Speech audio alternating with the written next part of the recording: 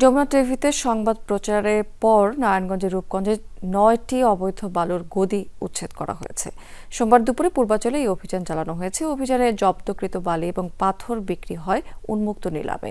স্থানীয়রা জানিয়েছেন যে দীর্ঘদিন ধরেই পূর্বাঞ্চলের ৪, ১৩ এবং ১৪ নম্বর সেক্টরের সরকারি জায়গা দখলে নিয়ে অবৈধ বালু এবং পাথর ব্যবসা করছিল একটি চক্র। গত ১৩ই আগস্ট যমুনা টেলিভিশনে এই নিয়ে একটি অনুসন্ধানী প্রতিবেদন প্রচারিত করা হয়। তার ৫ দিন পর চালানো হয় এই অভিযানটি। এ সময় বালির গদি গড়িয়ে দেওয়ার পাশাপাশি অবৈধভাবে বসা শিমুলিয়া গরুর হাটও অনির্দিষ্টকালের জন্য বন্ধ ঘোষণা করে ভ্রাম্যমাণ আদালত। অবৈধ অনেকগুলো বালুর স্তূপ রয়েছে।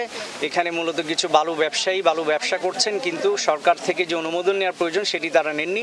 এবং এলাকাবাসীর অভিযোগ রয়েছে যে এখানে বালু থাকার কারণে বিশেষ করে স্কুলগুলো একেবারেই শিক্ষা বা কিংবা পাঠদানের অনুপযোগী হয়ে যাচ্ছে, কারণ পুরো স্কুলগুলোতে বালুতে ভরে যাচ্ছে। যে কারণে আমরা এই বালুর স্তূপগুলো আমরা আজকে বন্ধ করে দিয়েছি।